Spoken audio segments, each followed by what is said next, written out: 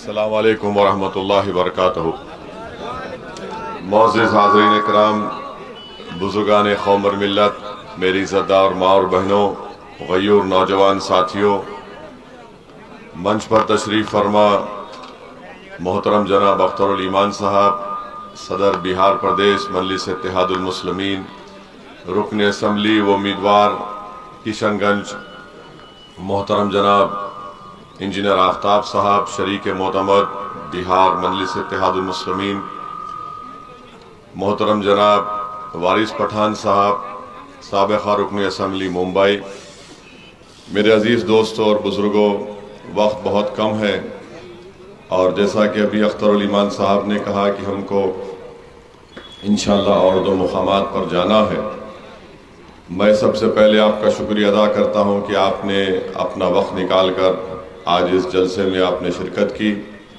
आप जानते हैं कि 26 तारीख को मतदान का दिन है, हक़ राय दही का दिन है और आज शाम में 5 बजे तमाम इंतखाबी मुहिम अपने अख्ताम को पहुँचेगी।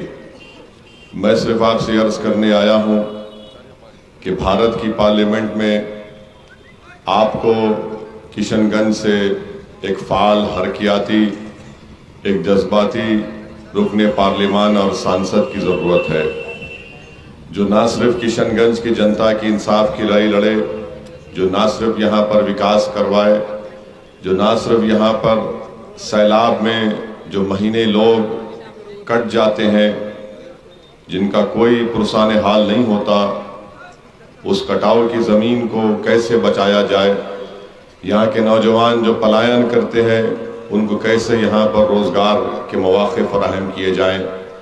यहाँ पर अस्पतालों की ज़रूरत है, अच्छे स्कूल की ज़रूरत है और फिर सीमांचल की जो इंसाफ की लड़ाई मजलिस इत्तेहादुल मुस्लिमीन 2015 से जब बिहार यहाँ पर आकर अपने सियासी सफ़र का आगाज़ किया तो हमने आपसे वादा किया था कि हम सीमांचल की इंसाफ की लड़ाई लड़ने जा रहे हैं। तो इसलिए मेरी आपसे गुजारिश है कि किशनगंज की जनता के हक़ में ज़रूरी है कि वो जनाब अख्तरुल ईमान साहब को नहीं बल्कि वो अपने आप को कामयाब करें और आपकी कामयाबी ये होगी कि आप जनाब अख्तरुल ईमान को कामयाब करके सारी किशनगंज और सीमांचल की जनता में एक मुस्बित पैगाम दीजिए। 26 तारीख़ का इलेक्शन किशनगंज और सीमांचल की अज़मत का इलेक्शन है, तो मेरी आपसे गुजारिश है कि आप सीमांचल और किशनगंज के अज़मत में इजाफ़ा करिए। दूसरी बात जो मैं आपसे अर्ज़ करना चाह रहा हूँ, हमारे वतन अज़ीज़ में जो हालात हैं उससे आप वाकिफ़ हैं। पिछले 10 साल में और पिछले 5 साल में बीजेपी की सरकार रही, नरेंद्र मोदी देश के वज़ीर आज़म है। आपने देखा कि पार्लियामेंट के अंदर ट्रिपल तलाक़ का एक गलत क़ानून बनाया गया जिससे मुस्लिम ख़वातीन से नाइंसाफ़ी बढ़ रही है और उस ट्रिपल तलाक़ की मुखालिफत में 3 मरतबा अगर किसी ने पूरी दलाइल के साथ तकारीर की और उस क़ानून को हिंदुस्तान के आइन और संविधान के सामने रख कर बताया कि ये कैसे आइन के ख़िलाफ़ भी है और हमारे उसूल और हमारी तहज़ीब के ख़िलाफ़ है, तो मजलिस इत्तेहादुल मुस्लिमीन ने काम अंजाम दिया। CAA का गलत क़ानून नरेंद्र मोदी ने लेकर आया जो मज़हब की बुनियाद पर भारत की शहरियत को देता है। मजलिस इत्तेहादुल मुस्लिमीन ने बीजेपी और नरेंद्र मोदी के सामने, उनके 300 MPs के सामने, हमने पार्लियामेंट में खड़े होकर उस बिल को फाड़ दिया और बताया कि ये काला क़ानून है। और आप जानते हैं कि आज भी बीजेपी यही चाहती है कि CAA के साथ NPR NRC कराया जाए। मैं आपको डराने के लिए नहीं कह रहा हूँ, मैंने पार्लियामेंट में भी खड़े होकर कहा था कि आप CAA के क़ानून को, उसके रूल्स को इसलिए बनाना चाहते हैं ताकि सीमांचल की जनता को, जो आप घुसपैठी कहते हैं, उनको NPR NRC के तहत परेशान करना चाहते हैं। नरेंद्र मोदी पूर्णिया में आए और वही अपनी ज़बान से जुमला दोहराया कि यहाँ पर घुसपैठी है। तो याद रखिए मेरी इस बात को कि अगर NPR NRC होगा जो बीजेपी कराना चाहती है, ये सिटीजनशिप के क़ानून के तहत किया जाएगा और अगर यहाँ पर किसी का नाम किसी गवर्नमेंट के दफ्तर पर एक नाम और लिस्ट लगा दी जाएगी, कोई भी जैद बकर जाकर कहेगा कि अख्तरुल ईमान के नाम पर मुझे एतराज़ है, तो गवर्नमेंट हुकूमत ये कहेगी, प्रशासन ये कहेगा कि अख्तरुल ईमान अब आप अपनी शहरियत को साबित करो। मेरे अजीज़ दोस्तों और बुजुर्गों, ये नापाक अज़ाइम बीजेपी लेकर इस मुल्क में आगे बढ़ रही है। यूनिफॉर्म सिविल कोड का मसला है। यूनिफॉर्म सिविल कोड बीजेपी ने उत्तराखंड में उसको राइज कर दिया, उसको शुरू कर दिया। वहाँ पर क्या है उत्तराखंड में, कभी पढ़िए। और आपको एक अहम बात बता रहा हूँ, जब उत्तराखंड में यकसा सिविल कोड को नाफिज किया गया था, कानून को पास किया गया था, तो कांग्रेस ने भी उसकी तायीद की थी। उत्तराखंड के असेंबली में कांग्रेस ने भी यूनिफॉर्म सिविल कोड की तायीद की थी।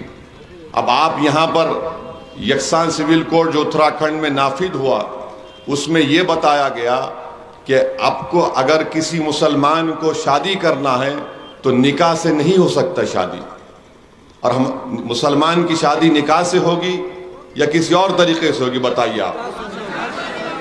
निकाह से होगी ना, काजी साहब होंगे, खुतबे निकाह होगा, गवाह होगी। और फिर निकाह का एक और क्या है इसमें शर्त कि दुल्हन को महर देना होता है। अब वहां पर महर भी नहीं दी जा सकती। स्पेशल मैरिज एक्ट में शादी करने का कानून बन गया उत्तराखंड में।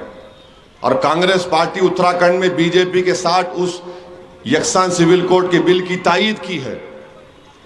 अब आप अंदाजा लगा लीजिए कि कौन बी टीम है, कौन आपका दोस्त है, कौन आपका दुश्मन है। यकसा सिविल कोड का मतलब यह है कि भारत के आईन में जो हमारे को हम ये अख्तियार दिया गया, बुनियादी हक, फंडामेंटल राइट दिया गया कि अपने मजहब पर चले, नरेंद्र मोदी पूरे देश में यकसा सिविल कोड को नाफिज करना चाहते हैं।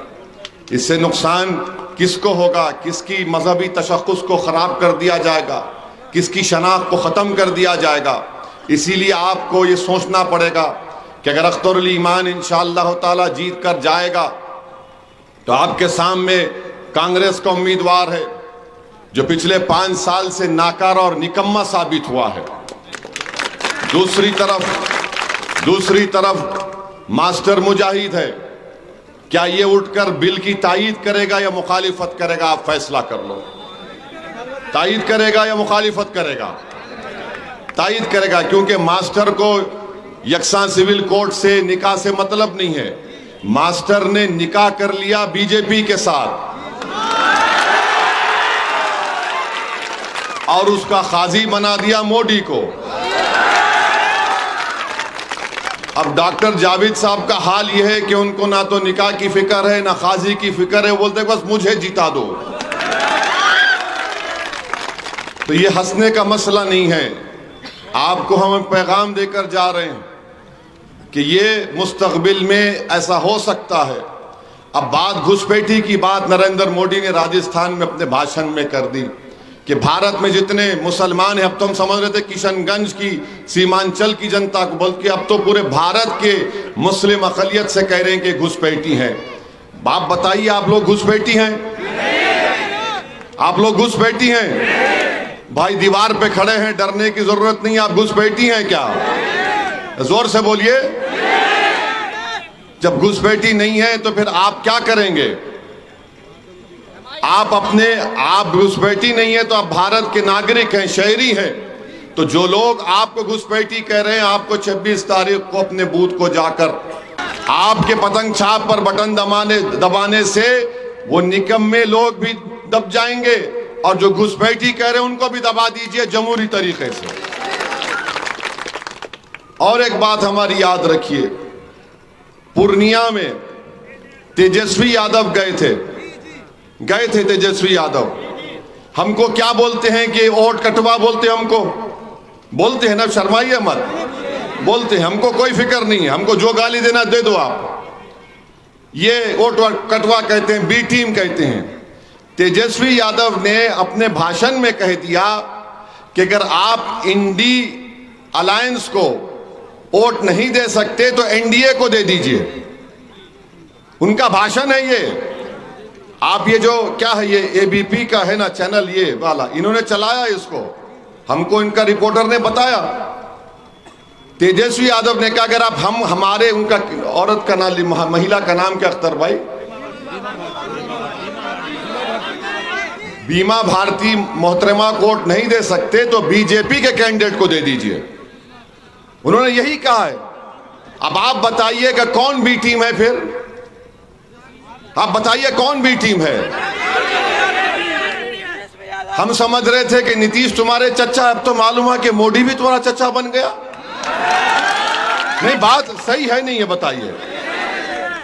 अरे भाई, पप्पू यादव को तुमको हराना है तो हराओ ना, मगर तुम बीजेपी को वोट दे दो, कैसा कह सकते? अब आप सोचिए। और यहां पर कांग्रेस और तेजस्वी मिलकर आ रहे हैं, ये एक ही खानदान का हिस्सा है। इसलिए हम आपसे कह रहे हैं कि अख्तरुल ईमान ना इनका है ना उनका, अख्तरुल ईमान आपका रहेगा हमेशा। अख्तरुल ईमान आपके दिल में बसेगा, बसता है। अख्तरुल ईमान इस जमीन से पैदा हुआ है जो गरीबों के दरमियान में उभर कर निकला है। अख्तरुल ईमान की जिंदगी कोई बड़े दौलतमंद घराने में नहीं हुई है। वो गरीबों की तकालीफ को समझता है, वो आपके ख्वाबों को पूरा करना चाहता है, वो आपके आंख से निकलने वाले आंसुओं को अपने आंसू समझता है। तो इसलिए हम आपसे अपील कर रहे हैं कि आप लोग 26 तारीख को ना इनको दीजिए ना उनको दीजिए, अपने आप को कामयाब करिए जो अख्तरुल ईमान है। और डॉक्टर जावेद ये कह रहे हैं कि नहीं नहीं, मुझे कितना भी गाली दे दो, वोट मुझे पड़ेगा। डॉक्टर जावेद साहब, इंशाल्लाह आपको ना गाली पड़ेगी ना वोट पड़ेगा, आपके बार अख्तरुल ईमान को वोट पड़ेगा। और डॉक्टर जावेद बार बार ये कहते हैं कि मैंने 5 साल में 1.5 लाख किलोमीटर चला। अरे भाई, कोई इंसान 5 साल में 1.5 लाख किलोमीटर चल सकता है? रोज 100 किलोमीटर चलना पड़ता है 5 साल के लिए। डॉक्टर साहब, आप डॉक्टर हैं, आप तो डॉक्टरी करें कश्मीर में।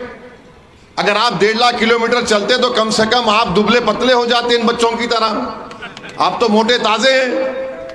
अच्छा, खरबरी जगह का नाम है ना अख्तर भाई?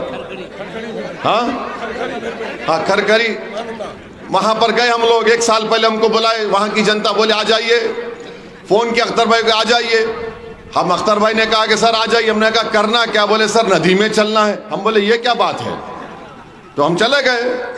हम तो सीमांचल के लिए हर काम करने तैयार हैं। चले गए, हमको नदी में चला दिए 15 मिनट, घुटने बराबर पानी था। खैर हम चले गए। उसका नतीजा ये निकला कि 1 हफ्ते या 8-10 दिन के अंदर तेजस्वी यादव ने अख्तर भाई को असेंबली मिल के बोला कि अख्तरुल ईमान साहब, हम आपका ब्रिज सैंक्शन कर दिया, पानी में क्यों उतर गए? अब आप देखिए, 15 मिनट हम और अख्तरुल ईमान नदी में चले तो 10 दिन के अंदर ब्रिज मंजूर हो गया। अगर अख्तरुल ईमान 5 साल सीमांचल चलेगा तो किशनगंज कहां से कहां चला जाएगा, सोचिए आप।